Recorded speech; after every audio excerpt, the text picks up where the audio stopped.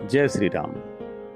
दोस्तों, खोज भक्ति चैनल में आपका स्वागत है। खोज भक्ति चैनल आज आपके लिए जो प्रसंग लेकर आया है, उस प्रसंग का नाम है पितृ देवो भव, जिसे डॉक्टर श्री राजेंद्र प्रसाद जी शर्मा ने पेश किया है। तो आइए सुनते हैं ये प्यारा सा प्रसंग, पितृ देवो भव। अगर यह प्रसंग पसंद आए तो प्लीज चैनल को सब्सक्राइब और वीडियो को लाइक अवश्य करें। मेरा ऐसा मानना है कि जिस घर परिवार में वृद्धजन बुजुर्ग नहीं है, वह परिवार अपूर्ण है। उस परिवार में कोई रौनक नहीं है। वृद्ध लोगों के अभाव में घर की शोभा नहीं होती है। घर में बड़ों और वृद्ध लोगों की उपस्थिति से हमें उनकी छत्र छाया का अनुभव तो होता ही रहता है, साथ ही साथ उनके अनुभवों, उनकी परिपक्व बुद्धि और विवेक का लाभ भी सदैव मिलता ही रहता है। इस संबंध में तिब्बत की एक लोक कथा है जो बहुत ही शिक्षाप्रद है। दोस्तों, तिब्बत के कलियांग प्रांत के एक गांव में वानचुंग नामक एक व्यक्ति रहता था। वह बहुत ही बुद्धिमान था। उसकी पत्नी मर चुकी थी। उसका एक पुत्र था जिसका नाम था सानचुंग। दोनों कृषि करके अपना गुजारा करते थे। उन दिनों वहां के राजा की ओर से एक नियम बना हुआ था, जिसके अनुसार जब व्यक्ति बूढ़ा हो जाता तो कुछ काम न कर सकता, तब उसे पहाड़ों पर ले जाकर के अकेले छोड़ दिया जाता था, जहां वह भूख, प्यास और बीमारी से कुछ समय बाद मर जाता था। अर्थात वृद्धजनों को घर से निकालकर मरने के लिए छोड़ दिया जाता था। धीरे धीरे वानचुंग बूढ़ा हो गया और कार्य करने योग्य नहीं रहा। राजा के नियमानुसार सानचुंग ने अपने पिता को पीठ पर लादा और पहाड़ की ओर चल पड़ा। दोस्तों, वानचुंग अपने पुत्र से बहुत प्यार करता था। उसको चिंता थी कि कहीं पुत्र लौटते समय राह न भटक जाए। इसलिए पुत्र की पीठ पर बैठे बैठे ही वह रास्ते में पड़ने वाले पेड़ों की टहनियां तोड़ तोड़ कर जमीन पर गिराता गया, ताकि सानचुंग उन टहनियों को देखता देखता सकुशल घर वापस लौट सके। दोस्तों, पिता के लिए झोपड़ी बनाकर उसमें बिठाकर पुत्र बोला, पिताजी, मुझे अब जाने की आज्ञा दीजिए। वानचुंग ने कहा, बेटा, तुम कहीं रास्ता न भूलो और परेशान हुए बिना समय से घर पहुंचो, इसलिए मैं सारे रास्ते में पेड़ों की टहनियां तोड़कर गिराता आया हूं। उन्हें देखते देखते तुम घर पहुंच जाना।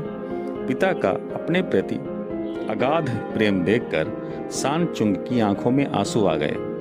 सानचुंग घर तो आ गया, किंतु पिता की अनुपस्थिति में उसका मन नहीं लग रहा था। एक दिन उसका पितृ प्रेम उमड़ पड़ा और वह पहाड़ पर गया तथा पिता को पीठ पर लाद कर चुपचाप घर ले आया। राजा को इस बात का पता न चले, इसलिए सानचुंग ने अपने पिता वानचुंग को एक गुफा में छिपा दिया तथा उनकी देखरेख एवं भोजन आदि की सभी सेवा करता रहा। वह पिता को देवता के समान समझकर उनकी सेवा कर रहा था। दोस्तों, एक दिन तिब्बत के राजा ने बुद्धिमान व्यक्ति की खोज करने हेतु घोषणा की कि जो राख की रस्सी बनाकर लाएगा उसे काफी धन पुरस्कार में दिया जाएगा। सानचुंग ने यह बात अपने पिता को बताई। वानचुंग ने सोचकर कहा, यह कोई कठिन काम नहीं है। एक रस्सी खूब कसी हुई बनाओ, उसे एक तख्ते पर जला डालो, राख की रस्सी तैयार हो जाएगी। सानचुंग ने अपने बूढ़े पिता की बुद्धि का उपयोग कर वैसा ही किया और दरबार में तख्ते पर राख की रस्सी बनाकर ले गया। राजा बहुत प्रसन्न हुआ और सभी दरबार भी उसकी बुद्धिमत्ता की प्रशंसा करने लगे। सानचुंग बहुत सा धन लेकर अपने गांव वापस आया और अपने पिता को सारी बात बताई। दोस्तों, कुछ समय बाद राजा ने सानचुंग की बुद्धि की पुनः परीक्षा लेने हेतु एक ऐसी ढोलक बनाने का आदेश दिया जो बिना बजाए बजे। दोस्तों, सानचुंग अपने पिता से इस बारे में सलाह ली। पिता ने कहा, थोड़ा लकड़ी एवं चमड़ा खरीद लाओ और जंगल में से मधुमक्खियों सहित एक छाता ले आओ। सांडचुंग ने पिता की सलाह से ऐसा ही किया। उसके पिता वानचुंग ने लकड़ी की ढोलक बनाई और मधुमक्खियों के छत्ते को उसके अंदर रखकर ऊपर से चमड़ा मढ़कर कहा, अब इसे राजा के पास ले जाओ, यह अपने आप बिना बजाए बजेगी। सांडचुंग राजा के पास वह ढोलक लेकर गया।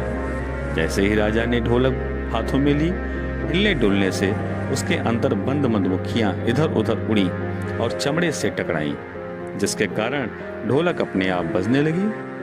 राजा यह देखकर बहुत प्रसन्न हुआ तथा उसे पुरस्कार देकर पूछा, तुमने इतने कठिन प्रश्नों का हल कैसे खोजा?